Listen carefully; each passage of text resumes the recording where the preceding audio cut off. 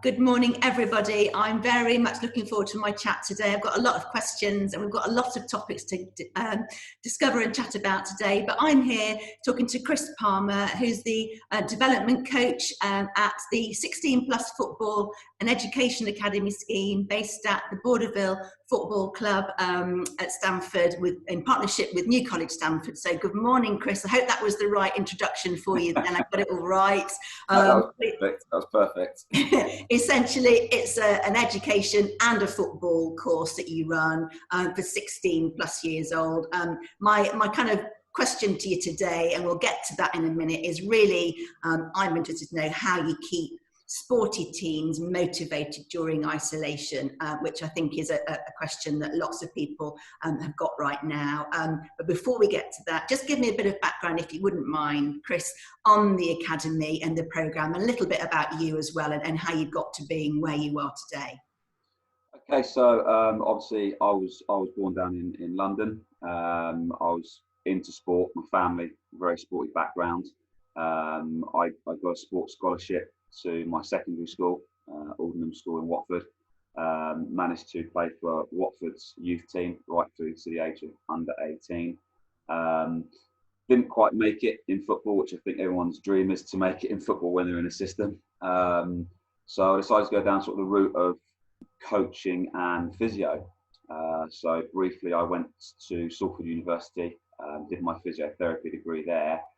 And while I was there, one of my tutors was very much into sport, was the manager of the university's football team. And I decided to start on my coaching journey. So doing some badges, level 1, level 2, etc. As everyone does, they come back from uni and they wonder what they're going to do for a job. So I applied to probably about 20 different clubs just to get in, part-time, anything. And Luton Town were the first club to come back to me.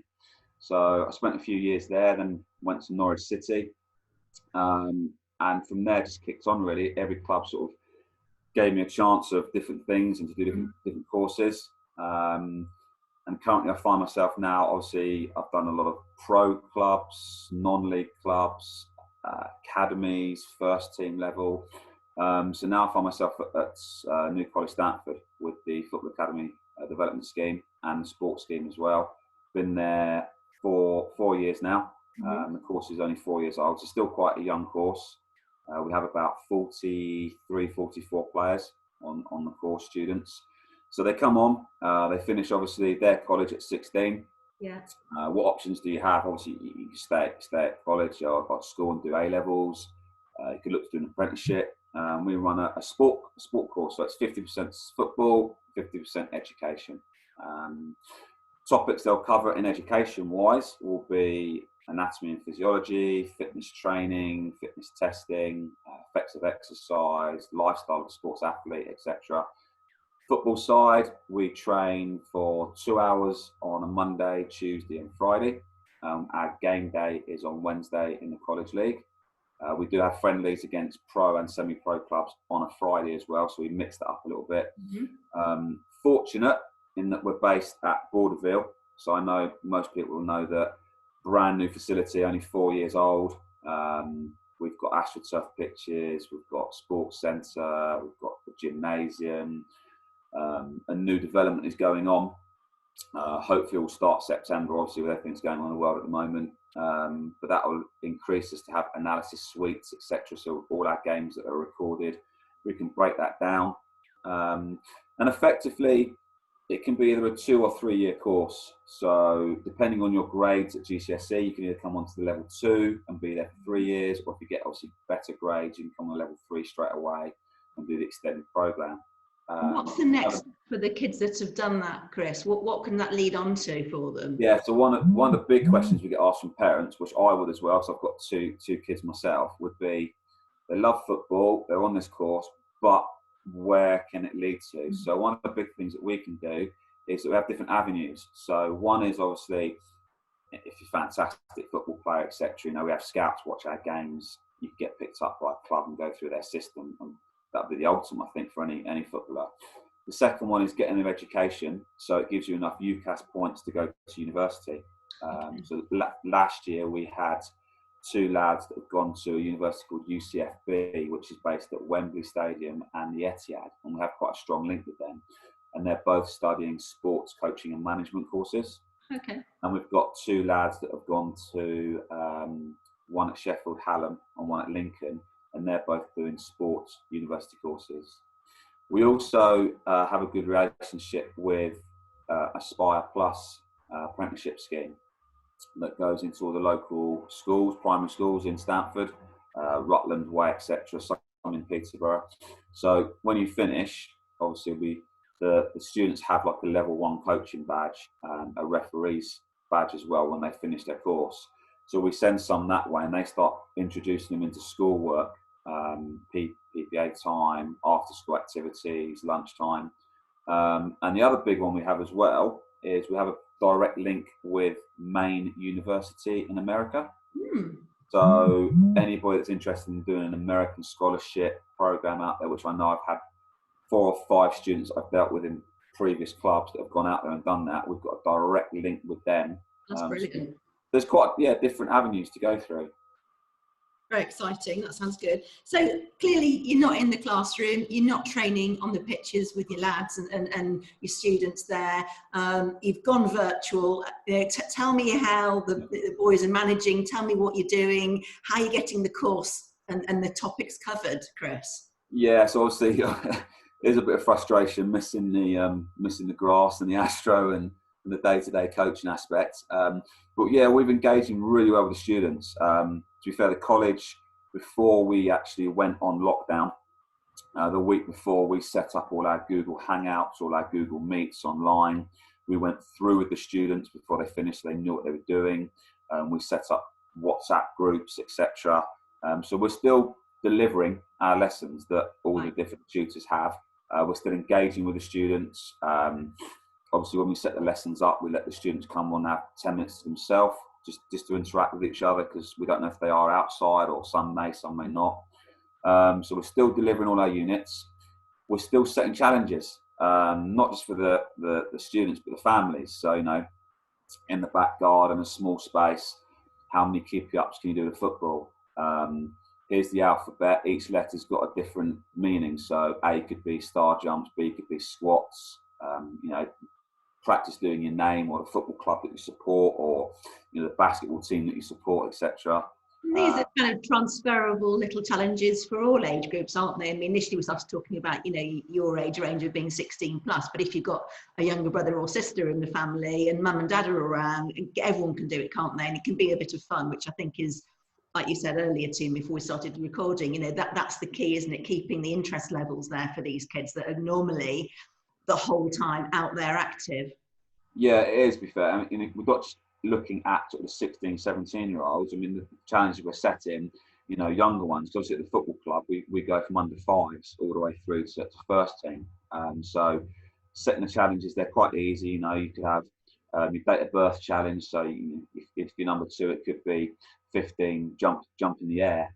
If you're number 3, it could be 10 squats, for example. But just to keep them motivated, we do ball challenges as well. So it's, mainly football specific, but we do other ball challenges that, you could use in basketball or tennis, etc.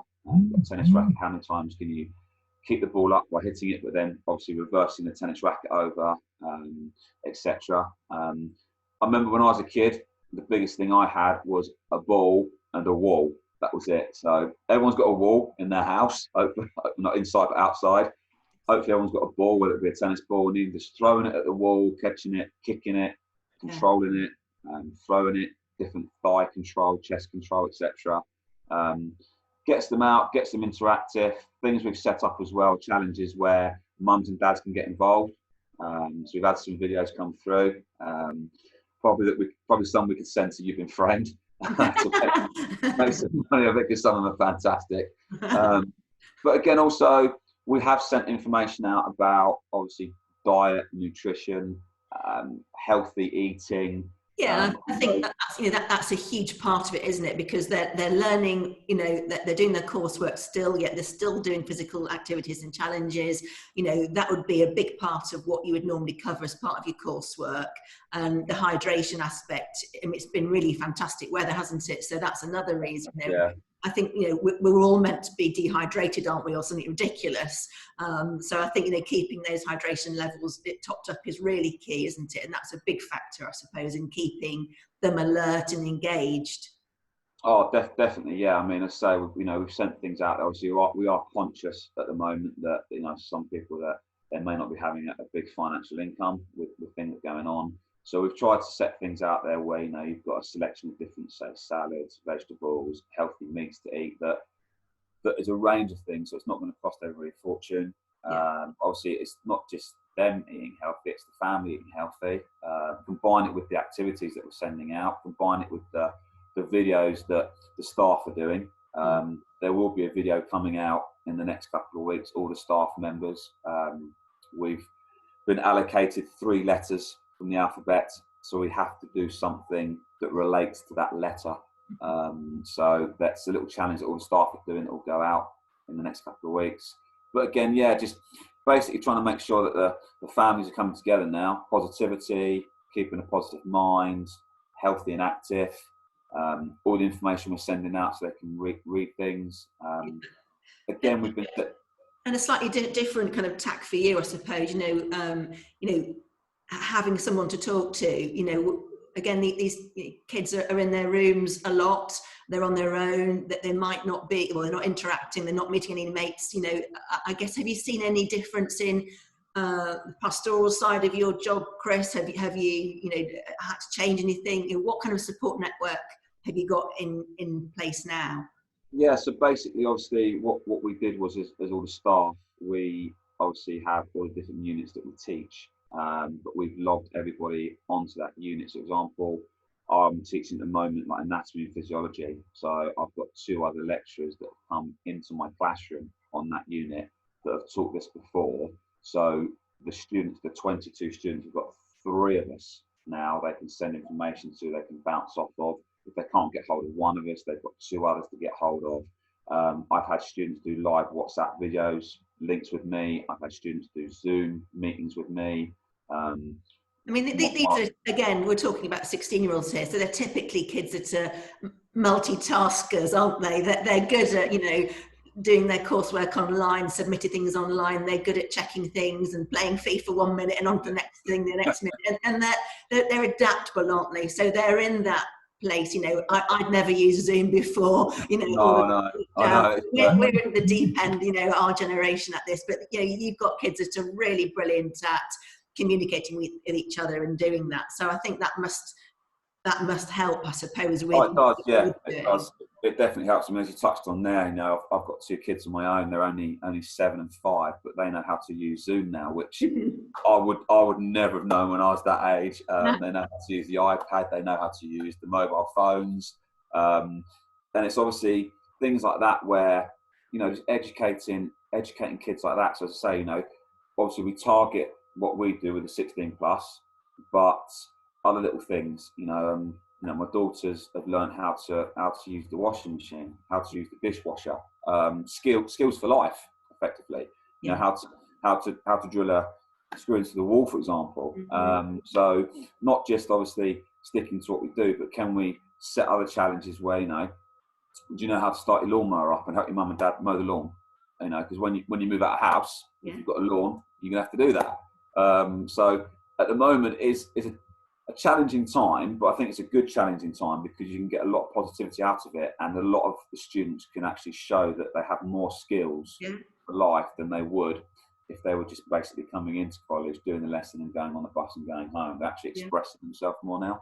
I think that's a really positive message, Chris, because there's a lot of doom and gloom out there, and the kids are watching all this on their phones, and they're aware of what's going on. As I say, that they get their own news. The kids that you're dealing with, 16 years and older, that they watch and get their news on their phones like we, as adults as we do. They're young adults, aren't they? So, we've got to be mindful of them having down days or whatever. And if you can set them some challenges and keep them motivated, and I think we touched on it before, again, we were recording, some deadlines are really important as well, aren't they, for these kids that, again, they'll need to have in place as soon as they're out there and working or at university, and it becomes more serious. So setting them some small deadlines with what you're doing, whereas we were a bit more relaxed on things in one way, you still got to keep that responsibility going, I suppose, with the challenges you're setting as well. Yeah, I mean, with them, obviously, with the deadlines, we still kind of stick to the deadlines that we do. A little bit more flexible, so if we want some working on the Friday, if it comes in the Monday and Tuesday afterwards, we understand the situation. Some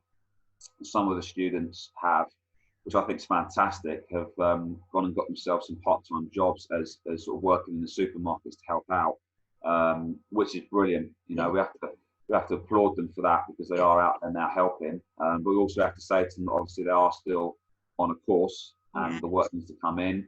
So can they listen back to recorded sessions then, can they, and submit things at different times? Yeah. So we have lots of different ways you can submit stuff in. It could be audio, it could be recorded and sent in. It could be obviously on a Google document, typed out and sent in.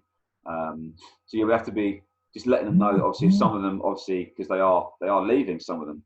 So this will be their final year. So some have applied to go to university. So we have to make sure that obviously it's fantastic that they've gone out there and they're working, because that gives them a communication with the public. It should improve their confidence,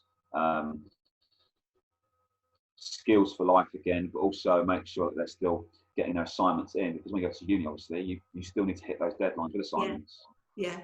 That's fantastic. Well, thank you so much for your time today. I think your students are very lucky to have you and your other colleagues on board. It sounds like you're setting them lots of fantastic challenges to keep their minds and their bodies active, from outside and in, with the hydration, nutrition that you help them with as well, and just the support that you're offering them across this time. So thank you very much for that. I hope everybody will follow your Facebook page and on Instagram, and like and share, because that's how your network grows. So if you're watching this and you've enjoyed hearing what Chris has to say today, everybody, please like, share and comment, so as I say, more people can find about this fantastic course that's available to Stamford and surrounding areas. We're very lucky to have the facilities that we have on at the Borderville Football Academy there. So everybody, please do like, share and follow for this, and that would be great. And we wish all your students, the ones that are of course graduating this year, and your new starters, and the ones that are currently partway through their course, all the very best of luck and health. And thank you for taking part in our isolation inspiration for today. Not a problem, that's a pleasure, not a problem.